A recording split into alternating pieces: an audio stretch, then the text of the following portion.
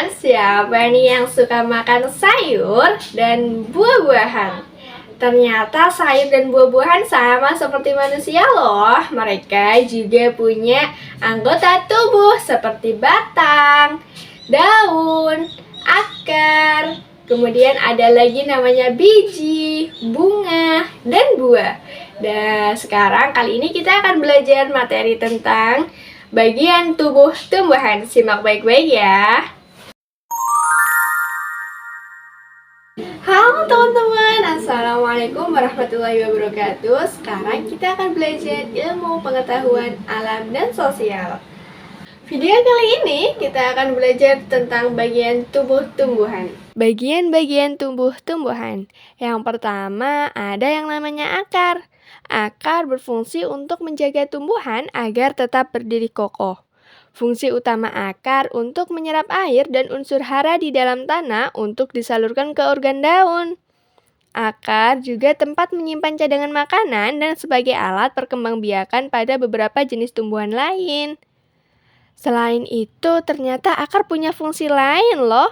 Yang pertama, ada perantara dan penopang tumbuhan. Yang kedua, sebagai menyimpan cadangan makanan. Yang ketiga, sebagai reproduksi vegetatif. Dan yang terakhir, ada alat respirasi. Nah, ini gambar apa ya? Nah, di sini ada gambar bagian-bagian akar. Yang pertama, ada yang namanya epidermis. Epidermis adalah lapisan terluar akar yang berfungsi sebagai pelindung. Kemudian yang kedua ada korteks, yaitu lapisan yang berada di bawah epidermis dan terdiri dari sel-sel parenkim. Kemudian yang ketiga ada yang namanya endodermis, adalah lapisan yang mengelilingi silinder pusat akar. Kemudian yang keempat ada yang namanya perisikel, yaitu lapisan sel yang mengelilingi silinder pusat. Kemudian ada yang namanya silem. Silem adalah jaringan pengangkut yang terdapat di dalam tumbuhan. Fungsi silem adalah untuk mengangkut air dan juga mineral dari akar menuju daun. Yang selanjutnya ada yang namanya floem, adalah jaringan pengangkut yang berperan mengantarkan hasil fotosintesis ke seluruh bagian tumbuhan. Kemudian ada lagi yang namanya jaringan pembuluh. Nah, jaringan ini berfungsi untuk mengangkut air, garam tanah, serta zat-zat hasil fotosintesis. Kemudian ada yang namanya meristem apikal. Jenis jaringan meristem yang terjadi di bagian terminal tanaman seperti ujung akar dan pucuk-pucuk. Kemudian ada yang namanya tudung akar. Tudung akar adalah jaringan ditemukan di puncak akar, di atas meristem apikal akar dan melindunginya dari gesekan saat akan tumbuh melalui tanah. Apakah teman-teman tahu akar dibagi menjadi berapa ya? Ternyata akar memiliki dua jenis loh. Yang pertama ada akar tunggang. Akar tunggang terdiri atas satu akar panjang yang besar. Akar tunggang dapat menembus jauh ke dalam tanah. Kemudian yang kedua ada akar serabut. Akar serabut adalah akar yang langsung tumbuh bercabang-cabang kecil. Adapun akar serabut lebih dangkal dan tidak menembus sedalam akar tunggal. Yang selanjutnya ada yang namanya daun. Daun biasanya melekat pada batang pohon yang memiliki fungsi utama sebagai tempat untuk proses fotosintesis. Nah, selain itu, ternyata daun juga memiliki fungsi lain loh. Yang pertama sebagai alat penyimpanan makanan, yang kedua sebagai alat perkembangbiakan, yang ketiga sebagai alat pernapasan, yang keempat sebagai alat penguapan, yang kelima sebagai alat gutasi. Teman-teman tahu nggak ya ada berapa macam-macam daun? Nah, pertama ada daun menyirip, yang kedua ada daun melengkung, yang ketiga ada daun menjari, dan yang keempat ada daun sejajar. Daun memiliki beberapa bagian loh. Yang pertama ada helai daun, kemudian ada tulang daun, ada pelepah daun, dan ada tangkai daun. Yang ketiga ada yang namanya batang. Batang berfungsi untuk menghubungkan akar dan daun. Batang juga berfungsi untuk melekatnya daun dan menopang tubuh tumbuhan agar tetap tegak. Nah, batang memiliki 3 jenis loh. Ada batang berkayu, batang basah, dan batang rumput. Yang keempat, ada yang namanya bunga. Bagi tumbuhan, bunga berfungsi sebagai alat perkembangbiakan. Wah, bagus banget. Ada gambar apa ya ini? Nah, di sini ada gambar bagian-bagian bunga. Yang pertama, ada namanya putik. Putik berperan sebagai organ perkembangbiakan betina.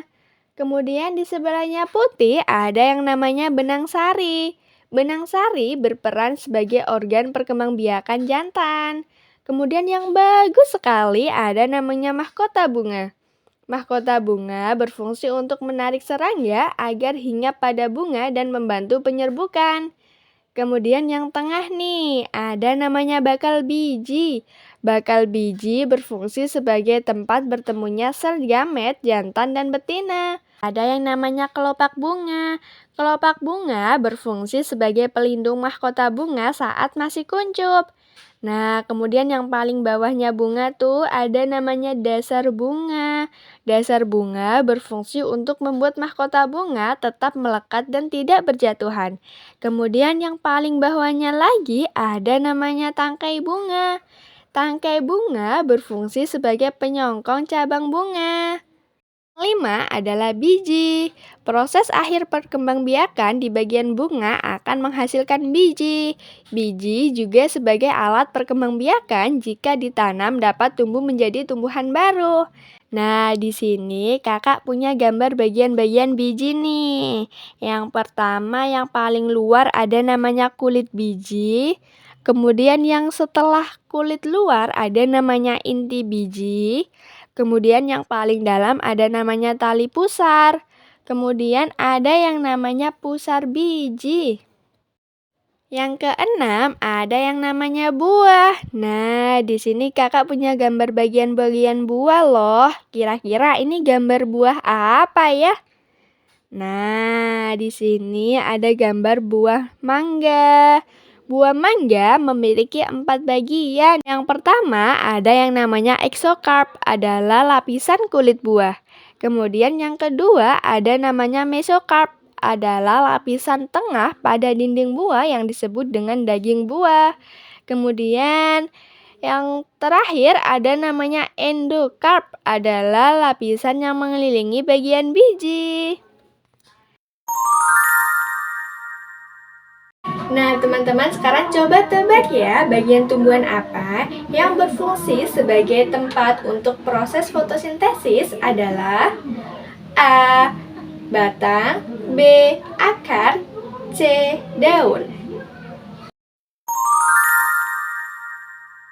Nah, teman-teman jawabannya adalah C, karena daun berfungsi sebagai alat untuk proses fotosintesis. Nah, teman-teman, dari pemaparan video singkat ini, kita dapat menyimpulkan ya, bahwa tumbuhan memiliki bagian-bagian penting dalam kehidupan, seperti batang, akar, daun, bunga, dan buah. Mereka punya fungsi masing-masing.